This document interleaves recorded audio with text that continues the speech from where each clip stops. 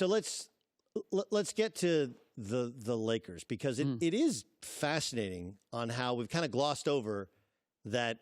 You're reading, and again, I take your word for it, like you're reading all of these reports, and here they are again, not including Frank Vogel or Rob Pelinka in the discussions with a potential star player, and they're handcuffed not being able to put a team around LeBron and Anthony Davis because they're waiting on Kawhi Leonard. Right. What's the sense of what's going on with the Lakers outside of their pursuit of Kawhi Leonard? It's all about Kawhi Leonard. I mean, that's the heart of it. And so and as Kawhi looks at this, I'm sure Uncle Dennis and Kawhi are doing their due diligence. There are a lot of questions there in terms of who's running it. I said this from the very beginning. How is it that you can have a guy like Magic Johnson who accuses Rob Pelinka, the GM, of stabbing him in the back, does so publicly, right, but then Magic is going to come out and say, hey, you should go work with these guys. I get that he's a Laker for life and he's beholden to the organization, but still, you're asking a guy to go work with someone that you said was a backstabber. You know what it reminds me of? Again, and this reference now becomes dated. Caddyshack. Yeah. When Rodney Dangerfield walks into the pro shop and says, "Oh, look at this hat! This is the worst looking hat I've ever seen." What do you get, a free bowl of soup with this hat? And he turns around and he sees the Judge Smales. Yeah. Oh, but it looks good on you. Yeah, right. Exactly. It's like, this is the worst franchise I've ever seen. Oh, but Kawhi, it looks good on you. Yes. Like, does Kawhi think he's the dumbest human being on earth? Like, yeah. Okay, so they don't get Kawhi. What does their team look like? That's where it really gets difficult, because I think there are a lot of guys, the Andre Iguodala types, who, if Kawhi gets there, they suddenly look at the opportunity, well, let's go get another ring. If Kawhi is not there, then that doesn't have the same appeal. And I think you're going to see those type of veterans disperse, and you'll have a good team. You could have a competitive team. You now maybe have to up your offer to a Rajon Rondo, who's been offered a minimum to come back and hasn't agreed to that yet. So you're going to have to spend some of that money to get guys that you had otherwise hoped would come there on the goodwill of winning a ring. You said, just sit down, this is 5-7 minutes ago, you said somebody within the Lakers organization you had just talked to thinks he's going to Toronto. Let me just ask you, though, in your basketball opinion, what do you think the best place for him is? Right now, I would say Toronto, simply because he's familiar with them. They have young players like Pascal Siakam and Fred VanVleet, who I would expect are going to get better.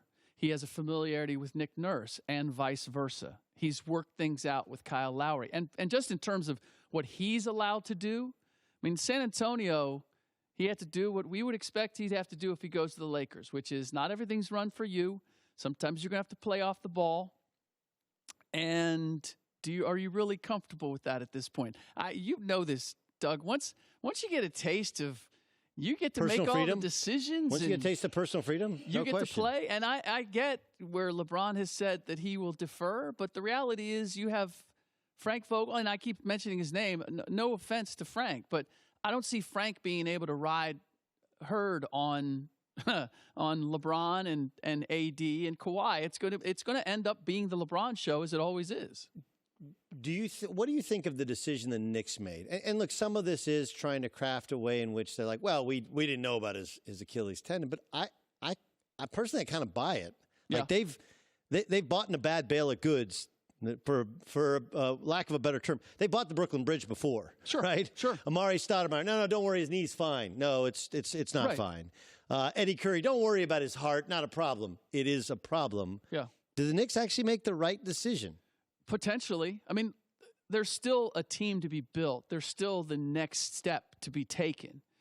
But in April, May, before the Achilles injury, they were working under the assumption, for good reason, that Kevin Durant was going to be a New York Knick.